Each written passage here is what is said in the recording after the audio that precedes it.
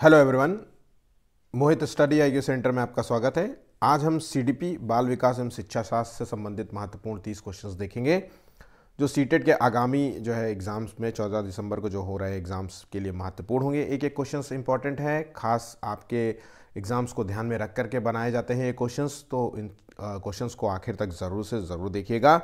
इन 30 questions के notes ज़रूर बनाइए। जो क्वेश्चंस आपके लिए प्रॉब्लम क्रिएट करते हैं, जिन क्वेश्चंस को सॉल्व करने में आपको थोड़ी सी दिक्कत होती है, उन क्वेश्चंस को ज़रूर नोट कर लिया करिए, या उससे मतलब उस क्वेश्चंस से रिलेटेड जो फैक्ट्स होते हैं उस चीज़ को ज़रूर नोट कर लिया करिए। ठीक है, तो आइए देखते हैं क्या क्या क्वेश्चंस हैं और किस तरीके से क्वेश्चंस पूछे जाते हैं। एक एक क्वेश्चंस को जल्द से जल्द सॉल्व करेंगे। ठीक है, चलिए आइए देखते हैं क्या क्या क्वेश्चन है। पहला क्वेश्चन है, देखिए, आउट ऑफ द बॉक्स विषय से परे जो है चिंतन किससे संबंधित है। तो देखिए, मैंने कई बार ये क्वेश्चन आपको कराया है। मैंने आपसे कहा था कि ये वाला जो क्वेश्चन है बहुत बहुत इंपॉर्टेंट है। तो आउट ऑफ द बॉक्स जो है चिंतन, थिंकिंग के बारे में जो क्वेश्चन पूछ रहा है, तो ये क्या है, अपसारी चिंतन है कि तार्किक है, मूल्यांकनात्मक चिंतन है या अभिसारी है। तो देखिए, इन शब्दों में सबसे ज़्यादा जो शब्द है जहाँ से आपसे क्वेश्चन पूछा जाता है, एक अपसारी चिंतन का और एक अभिसारी चिंतन का। तो अगर question out of the box हो, ठीक है, आउट ऑफ द बॉक्स हो, तो वो हो आंसर होगा अपसारी चिंतन का। ठीक है, अब ये अपसारी चिंतन क्या होता है, इसमें होता है कि व्यक्ति के पास जो प्रॉब्लम होती है, किसी प्रॉब्लम का जो है कई सॉल्यूशंस जो है प्रस्तावित करना, कई सॉल्यूशंस देना, तो वो होता है out of the box thinking. ठीक है, अपने अपने क्षेत्र से हट करके और ज़्यादा जो है उसका सॉल्यूशंस ढूंढना। ठीक है, अभिसारी चिंतन में क्या होता है, प्रॉब्लम का केवल मात्र जो है जो सॉल्यूशन है उसको एक सॉल्यूशन के रूप में देना, मतलब किसी प्रॉब्लम का एक सॉल्यूशन जो है चिन्हित करना या देना, ये हो गया। ठीक है, इस चीज़ को हम समझ गए होंगे। तो जैसे अभिसारी चिंतन जो है, अभिसारी चिंतन में जो है सबसे ज़्यादा जो है सृजनात्मकता किसमें होगी, क्वेश्चन पूछ सकता है। तो ये है, ध्यान रखिएगा, सबसे ज़्यादा क्रिएटिविटी, सृजनात्मकता जो है इस जो है अभिसारी चिंतन में होगी। ठीक है, नेक्स्ट क्वेश्चन देखते हैं। एक अध्यापक को विद्यार्थियों की योग्यता के अधिगम को परिप्रेक्ष्य और क्रिया मानने के लिए प्रोत्साहित करना चाहिए। तो यहाँ पे प्रोत्साहित है। ठीक है, तो यहाँ पे देखिए दूसरे का आंसर क्या है, तो ये है बुद्धिबोधक एवं सक्रिय। देखिए, एक तो देखिए पहली बात तो टीचर जो है विद्यार्थियों की योग्यता के अधिगम को जो है प्रोत्साहित कर रहा है, तो पहली चीज़ तो निष्क्रिय तो यहाँ पे होगा ही नहीं। ठीक है, और अस्तित्व बोधक भी नहीं हो सकता, क्योंकि अस्तित्व के लिए बात नहीं हो रही, यहाँ पे बुद्धि के संबंध में बात हो रही है। तो यहाँ पे बुद्धिबोधक एवं सक्रिय। देखिए कितना आसान क्वेश्चन है, थोड़ा सा कॉम्प्लिकेट कर रहा था लोगों को, लेकिन जो है ये क्वेश्चन का जो है मीनिंग अगर समझने का प्रयास करेंगे तो ये क्वेश्चन भी सॉल्व हो जाएंगे। ठीक है, नेक्स्ट क्वेश्चन देखिए, बालकों के व्यक्तिगत जो है विकास जो है के लिए ऑप्शंस पढ़ते हैं। तो बालकों के व्यक्तिगत जो है विकास का संबंध किस चीज़ से है, तो ये विकासात्मक प्रतिमानों को उद्धृत करते सटीकता से व पक्के तौर पर भविष्यवाणी की जा सकती है, या फिर के लिए पूर्वानुमान बिल्कुल नहीं लगाया जा सकता, या फिर हद तक जो है के लिए कुछ हद तक पूर्वानुमान लगाया जा सकता है, परंतु सभी बच्चों के विकास की दर अलग अलग होती है और अव्यवस्थित और व असतत होता है। तो देखिए, बच्चों का जो व्यक्तिगत विकास होता है, हर बच्चे का, हम सभी को पता है कि हर बच्चे का विकास जो है, विकास की प्रक्रियाएं अलग होती है, क्योंकि विकास जो है, मान लीजिए जो डेवलपमेंट होता है उसमें हेरिडिटी और इन्वायरमेंट दोनों की अंतःक्रिया से ही बच्चे का डेवलपमेंट होता है। तो हर बच्चे का हेरिडिटी, वंशानुक्रम या अनुवांशिकीय जो है गुण जो है वो अलग अलग होते हैं, है ना। उस जो गुण वो उसके माता पिता से मिलेंगे।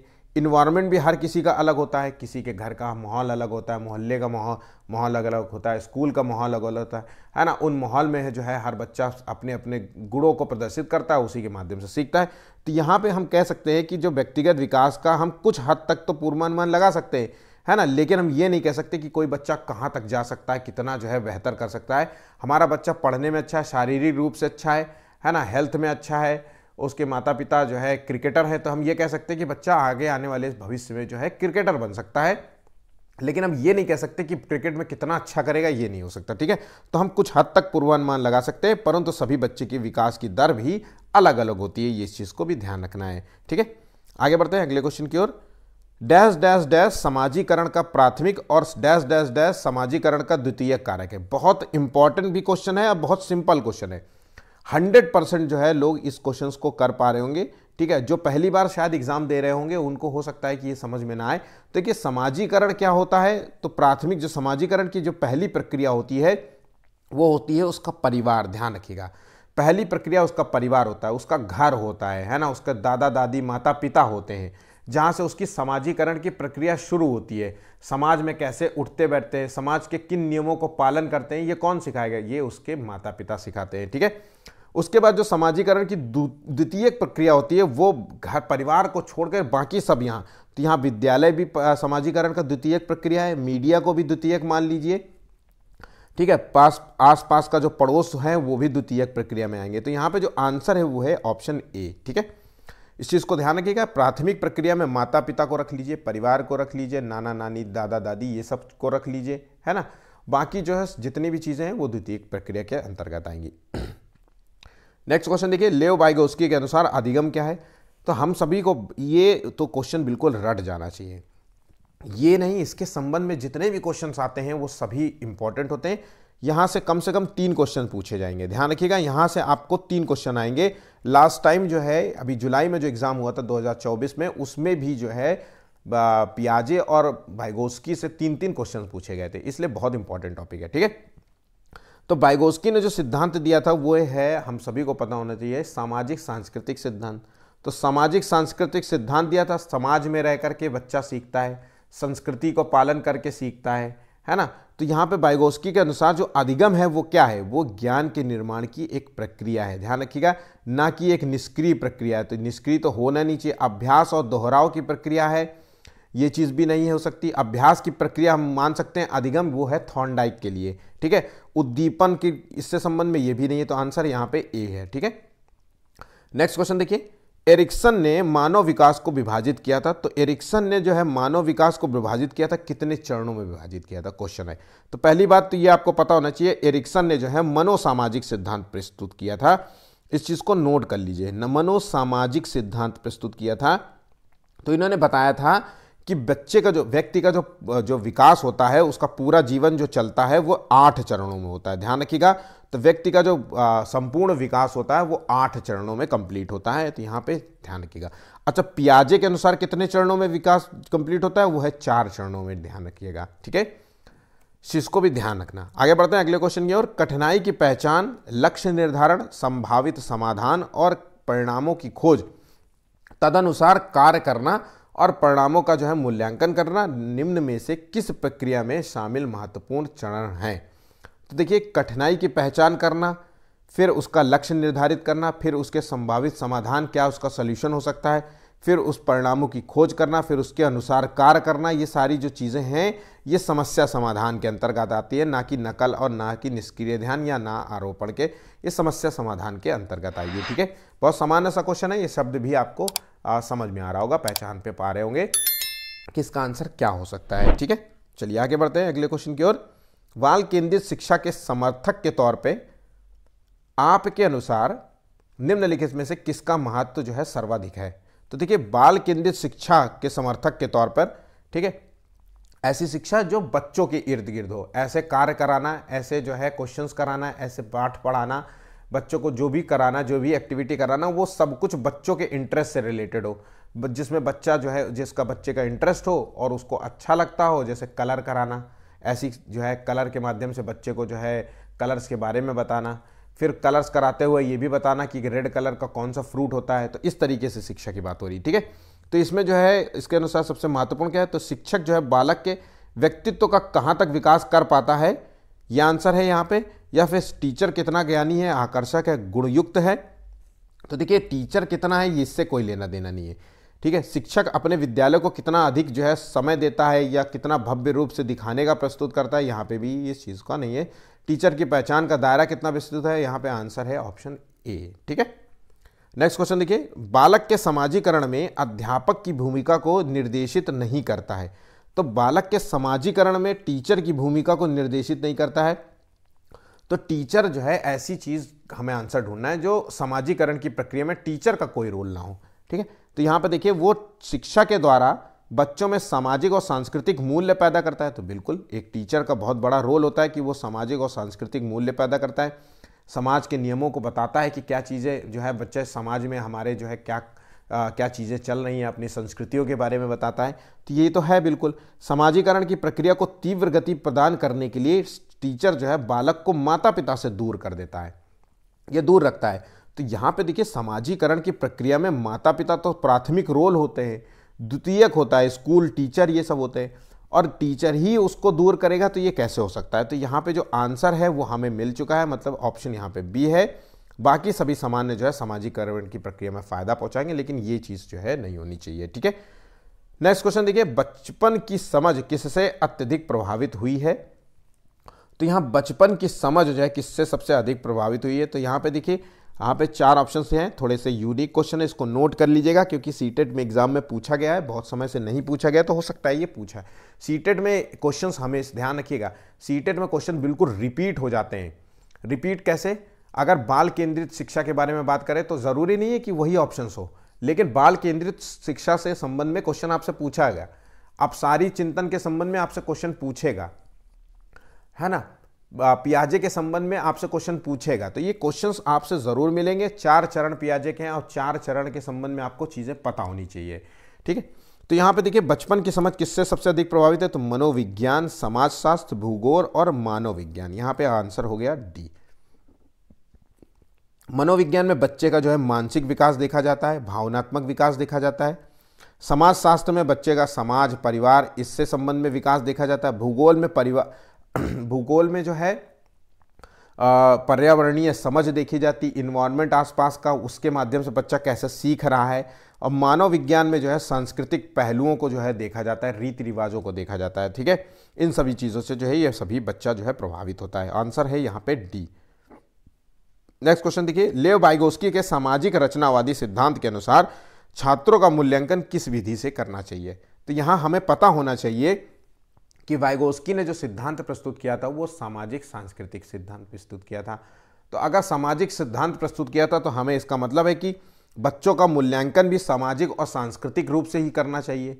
ठीक है, तो यहाँ पे विश्लेषण के माध्यम से, योगात्मक कंठ के माध्यम से, या सहयोगात्मक, तो सहयोग आ गया यहाँ पे आंसर है, तो यहाँ पे आंसर हो गया ऑप्शन सी। ठीक है, नेक्स्ट क्वेश्चन, बच्चों का विकास इनमें से किसका परिणाम है। तो बच्चों का विकास जो है किसका परिणाम है, तो मैंने आपको पहले बार बार बता रहा हूं कि जो डेवलपमेंट होता है वो उसमें होता है हेरिडिटी और इन्वायरमेंट, इन दोनों के परस्पर अंतःक्रिया से ही एक बच्चे का डेवलपमेंट होता है। अगर इसमें एक भी, किसी एक में भी कमी है तो बच्चे का संपूर्ण विकास नहीं होगा, कहीं ना कहीं कंप्रोमाइज होगा बच्चे का डेवलपमेंट।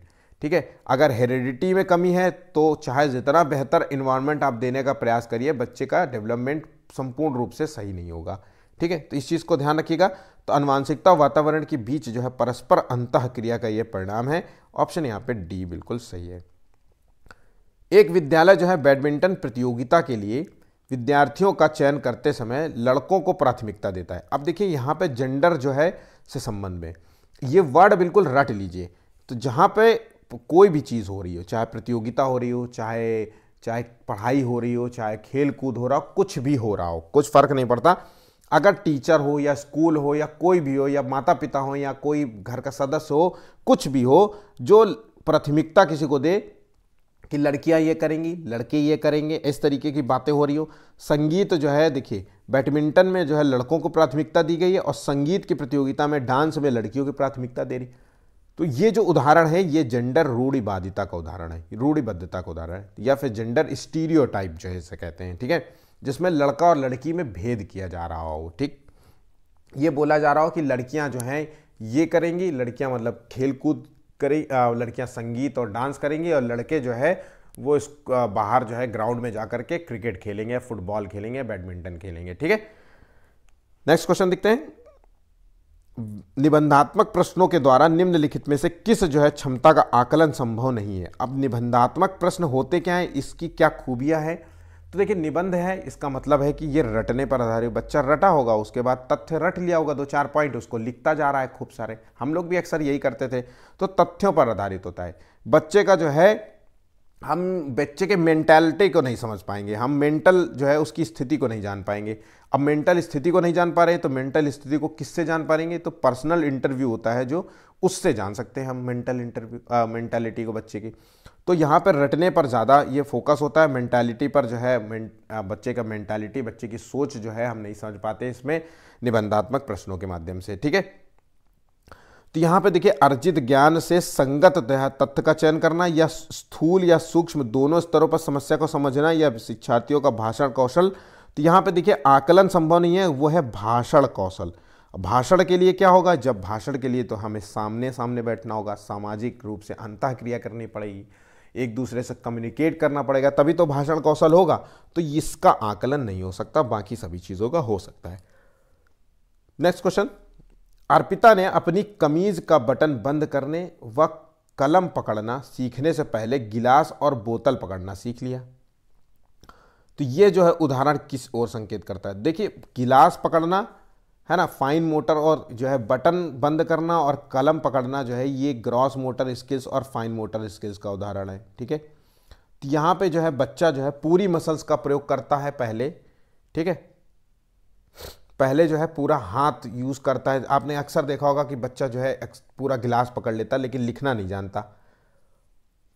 तो ये जो आंसर है ये दिशा शीर्षगामी नहीं है, अधोगामी का जो है उदाहरण है। विकास की जो दिशा है वो अधोगामी है। यहाँ पे आंसर हो गया सी। ठीक है, अगला क्वेश्चन देखते हैं, निम्नलिखित में से कौन सा जो है उद्देश्य सतत एवं व्यापक मूल्यांकन को निर्देशित नहीं करता? सतत का मतलब होता है ऐसा मूल्यांकन जो लगातार हो रहा हो, लगातार एक शब्द से समझ लीजिए।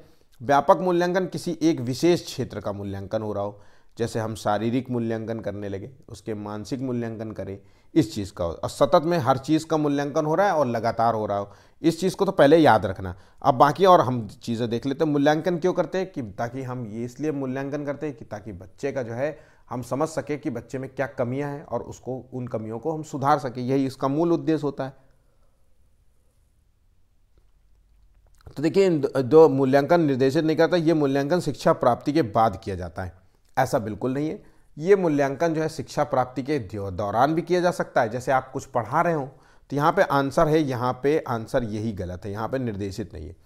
आप टीचर कुछ पढ़ा रहा है आप क्लास में और उसी वक्त आपने क्वेश्चन पूछ लिया बच्चों से कि इस संबंध में बताइए आपने क्या समझा, तो वो बच्चा जो है उसका आंसर देगा। तो ऐसा नहीं है कि वो मूल्यांकन जो है उस टॉपिक को कंप्लीट करने के बाद ही किया जाए या सत्र के आखिर में हो, इस चीज को भी नहीं देखना है ना, चीज को देखिएगा। ठीक, चलिए आगे बढ़ते हैं। निम्नलिखित में से कौन सा जो है सिद्धांत छात्रों के व्यवहार को वांछित स्वरूप और दिशा प्रदान करने में टीचर की सहायता करता है? तो देखिए हमें बच्चे को जो है दिशा प्रदान करना है, तो ऐसा कौन सा सिद्धांत है? तो यहाँ पे बच्चे को अगर दिशा प्रदान करना है तो ये है प्रयास और त्रुटि सिद्धांत। जितना बच्चा ज़्यादा से ज़्यादा प्रयास करेगा, प्रॉब्लम्स का सॉल्यूशन ढूंढने का प्रयास करेगा, किसी भी चीज़ को उत्तर जानने का प्रयास करेगा, किसी भी चीज़ में पढ़ाई में इंटरेस्ट लेगा, रुचि लेगा, ठीक है, प्रयास के माध्यम से, और फिर वो गलतियां करेगा, फिर प्रयास करेगा, फिर गलतियां करेगा, तो सीखेगा।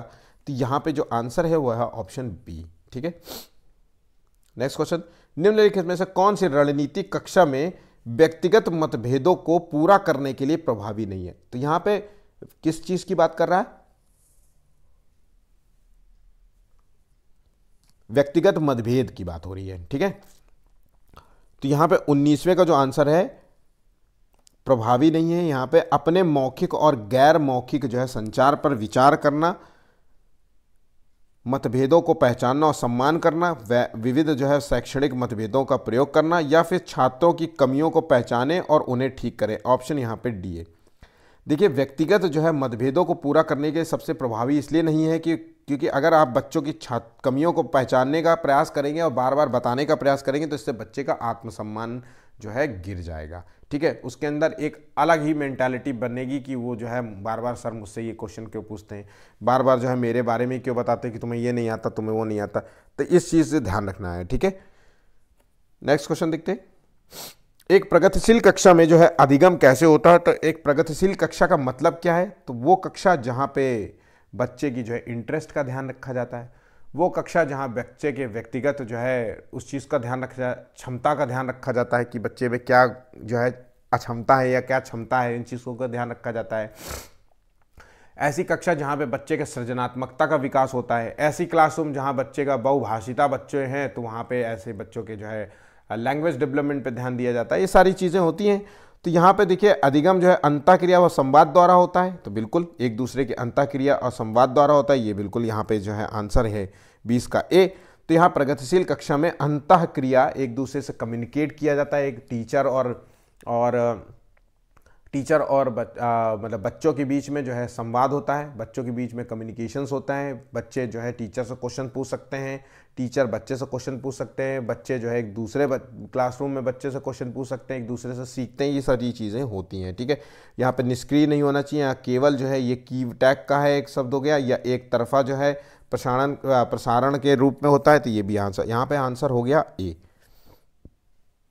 बहुत सामान्य रूप से क्वेश्चन किए जा रहे हैं, ये क्वेश्चन बहुत कॉमन क्वेश्चन है, जहां से आपसे क्वेश्चन सीटेट में सीडीपी में 101% पूछा जाएगा।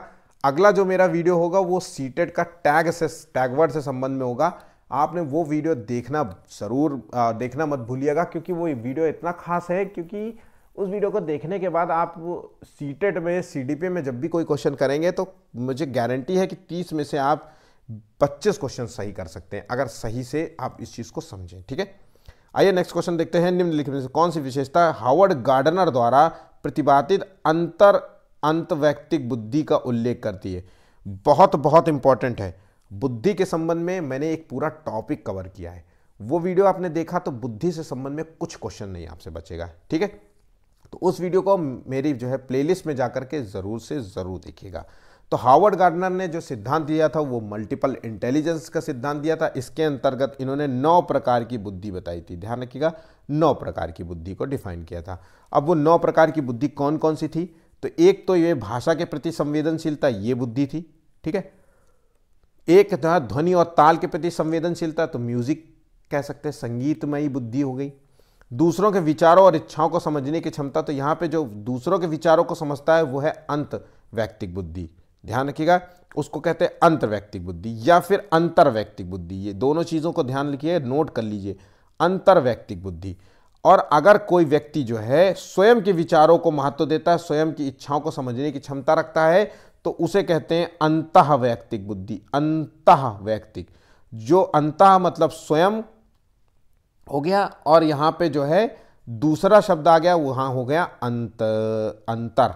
ठीक है, इस चीज को नोट कर लीजिएगा। आगे बढ़ते हैं, जहां देखिए खुद को समझने की क्षमता, वो है अंतः, यहां लिखा भी है। ठीक है, नेक्स्ट क्वेश्चन, वाइगोस्की के अनुसार जो है खेल बालक के विकास में किस रूप से प्रभावित नहीं करता? तो देखिए हम सभी को पता है कि वाइगोस्की ने जो है सामाजिक सांस्कृतिक विकास प्रस्तुत किया था।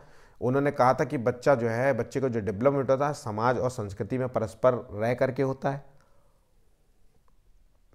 जब सामाजिक रूप से अंतः क्रिया करेगा बच्चा, तब सीखता है और तब बेहतर तरीके से सीखता है, और बच्चे का सामाजिक विकास भी होता है, संज्ञानात्मक विकास भी होता है।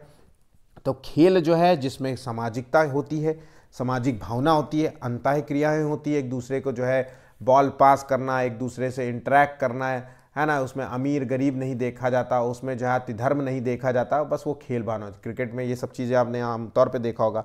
तो ये कहीं ना कहीं जो है बच्चे के संज्ञानात्मक विकास को प्रभावित करता है कि भाई सब लोग एक साथ खेल रहे हैं, खुशी से बात कर रहे हैं, सभी समान है, हमें जानने का मौका मिलता है कि इस धर्म का व्यक्ति कैसा है, उस धर्म का व्यक्ति कैसा है, ये सारी चीज़ें हैं, अमीर गरीब में क्या अंतर होता है, सब चीज़ें समझते हैं। तो यहाँ पे जो किस रूप में प्रभावित नहीं करता, तो यहाँ पे जो आंसर है देखिए 22वें का जो है वो है खेल कार्य और वस्तुओं को विचार से अलग कर देता है, बिल्कुल भी नहीं। ठीक है, बल्कि उन विचारों को बढ़ाता है। खेल भावना जो है आपके अंदर अच्छे विचार पैदा करती है, सामाजिकता की भावना पैदा करती है, ना कि जो है ये विचारों से अलग कर देती है। ठीक है, इस चीज़ को ध्यान रखिएगा। नेक्स्ट क्वेश्चन देखिए, पियाजे के अनुसार निम्नलिखित में से कौन सी अवस्था में बच्चा जो है अमूर्त संकल्पनाओं के विषय में तार्किक चिंतन करना आरंभ करता है? तो यहाँ पे देखिए पियाजे ने जो सिद्धांत दिया था, हम सभी को पता होना चाहिए कि संज्ञानात्मक विकास का सिद्धांत दिया था। इसके अंतर्गत इन्होंने 4 प्रकार के जो है चरण बताए थे। ये 4 प्रकार के चरण बिल्कुल रटना है, ध्यान रखना, रट डालो। ठीक, क्योंकि यहाँ से आपको 3 क्वेश्चंस आपको 101% आएंगे। तो ये 4 जो है रटना है। तो पहला जो अवस्था है वो है संवेदी प्रेरक अवस्था। इसमें बच्चा जो है इंद्रियों का प्रयोग करता है, ध्यान रखिएगा, इसमें बच्चा इंद्रियों के माध्यम से सीखता है, स्पर्श के माध्यम से सीखता है। दूसरा है पूर्व संक्रियात्मक अवस्था। ठीक है, इसमें बच्चे में वस्तु स्थायित्व के गुण आ जाते हैं। तीसरा जो अवस्था है जिसमें मूर्त संक्रियात्मक, उसमें बच्चा मूर्त चीज़ों के बारे में समझने लगता है, ठीक है। और चौथा जो है वो है औपचारिक संक्रियात्मक अवस्था, जिसे कहते हैं अमूर्त संक्रियात्मक अवस्था। तो यहाँ पे जो आंसर है वो है ऑप्शन ए, और जो वर्ष है वो है 11 वर्ष से अधिक, ठीक है। इस चीज़ को नोट कर लीजिएगा। पियाजे के संबंध में भी मैंने ऑलरेडी पूरा प्रॉपर वीडियो बना रखा है, उसको आप देख सकते हैं। उसकी भी जो है उसका लिंक आपको डिस्क्रिप्शन में मिल जाएगा, ठीक है। विशेष रूप से प्राथमिक स्तर पर विद्यार्थियों को सीखने संबंधी समस्याओं को संबोधित करने का सबसे बेहतर तरीका है। तो विशेष रूप से प्राथमिक स्तर पर विद्यार्थियों के सीखने संबंधी समस्याओं को संबोधित करने का सबसे बेहतर जो तरीका है वो हर बच्चे की अक्षमता के अनुरूप विभिन्न शिक्षण पद्धतियों का प्रयोग करना। तो यहाँ पे आंसर है ऑप्शन डी, ठीक है। निम्नलिखित में से कौन सा प्रश्न जो है किसी छात्र की आलोचनात्मक जो है चिंतन कौशल का सर्वोत्तम मूल्यांकन करता है। तो आलोचनात्मक जो है रूप से देखना है हमें। तो यहाँ पे आंसर जो होगा वह है आपकी पसंदीदा बुक का जो मुख्य पात्र क्या है, या फिर आपके अनुसार पुनर्चक्रण क्यों महत्वपूर्ण है, और ये हमारे जो है पर्यावरण के लिए किस तरीके से लाभदायक होगा। तो यहाँ पे आंसर है ऑप्शन बी, ठीक है। नेक्स्ट क्वेश्चन, डैश डैश अवस्था के दौरान जो है अन्वेषण सबसे महत्वपूर्ण है। तो किस जो है अवस्था के दौरान अन्वेषण महत्वपूर्ण है। तो यहाँ पे जो आंसर है वो 26वां का वो है प्रारंभिक बाल्य अवस्था। ध्यान रखिएगा, शैशवावस्था तो 0 से 2 वर्ष का हो गया, ठीक है। प्रारंभिक बाल अवस्था जो होता है वो 3 से 6 वर्ष का होता है। तो इस अवस्था में जो है सबसे ज़्यादा मतलब बच्चे का बौद्धिक विकास होता है, सबसे ज़्यादा बौद्धिक विकास होता है। अन्वेषण भी सबसे ज़्यादा महत्वपूर्ण ऐसी एज में माना जाता है, ठीक है। आयोग का पूछा गया आंसर है, इसलिए इसमें बच्चे कई बार कंफ्यूज हो जाते हैं। तो यहाँ पे आंसर डी लगा देते हैं, या फिर जो है बी लगा देते हैं, या कोई और ऑप्शंस हो तो यहाँ पे ध्यान रखना, ठीक है। नेक्स्ट क्वेश्चन, निम्नलिखित में कौन सा बिंदु यह नहीं दर्शाता है कि बच्चे को संवेदी और शारीरिक नियंत्रण के समन्वय में कठिनाई होती है। तो यहाँ पे जो है यहाँ पे जो आंसर है वो है ऑप्शन यहाँ पे बी होगा, ठीक है। अच्छा पेशीय कौशल रखना। अगला क्वेश्चन देखिए, बच्चे की जो है बुद्धि लब्धि 90 से 110 के मध्य है, वो कैसा होगा। तो यहाँ पे देखिए बुद्धि लब्धि जो है आईक्यू जो टेस्ट है, ठीक है, आईक्यू का जो टेस्ट है वो किसने दिया था, पहला परीक्षण बीने ने किया था, याद रखना, ठीक है। और ये टेस्ट दिया था स्टर्न ने। तो इसमें जो 90 से 110 के बीच में अगर किसी बच्चे की आईक्यू निकल जाए तो वो जो है सामान्य बुद्धि का होगा।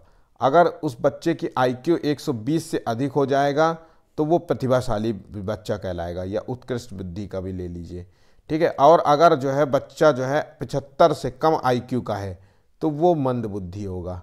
इस चीज़ को नोट कर लीजिएगा। और आईक्यू का जो फार्मूला है, जो ये 90 से 110 जो डिजिट निकली है, ठीक है, IQ is equal to mental age upon जो है वास्तविक आयु, जिसे कहते हैं क्रॉनिकल एज इंटू 100, ठीक है। इस चीज़ से जो है हम किसी बच्चे की आईक्यू निकाल सकते हैं, ठीक। नेक्स्ट क्वेश्चन देखिए, निम्नलिखित में से कौन सा जो है कार्य लिंग भेद को नहीं दर्शाता है। अब यहाँ लिंग भेद को नहीं दर्शाता है, ऐसा कार्य जो जेंडर रूढ़िवादिता को नहीं दर्शाता है।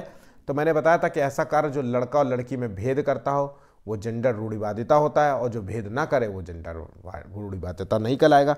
तो यहाँ परिवार की रोटी कमाने वाला जो व्यक्ति है जिसका नाम है रोहित, वही जो है परिवार के ज़्यादातर फैसले लेता है। तो इसमें मतलब है कि औरतें उसके फैसले नहीं ले सकती, आदमी ही लेता है। तो ये चीज़ गलत है।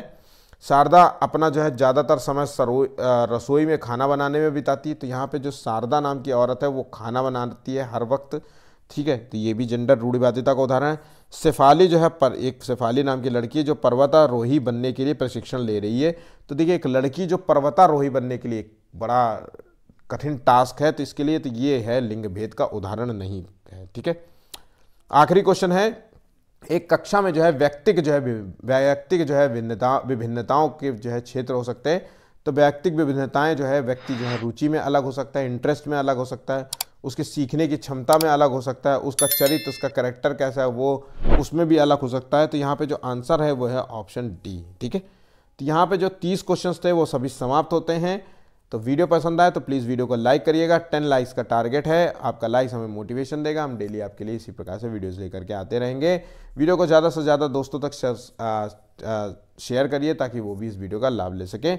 और अभी तक आपने अभी चैनल को सब्सक्राइब नहीं किया तो प्लीज़ चैनल को सब्सक्राइब कर लीजिए ताकि अगला नोटिफिकेशन आपको मतलब अगला वीडियो जब अपलोड हो तो उसका नोटिफिकेशन आपको जो है मिल जाए। ठीक है, आज के लिए बस इतना ही है, धन्यवाद।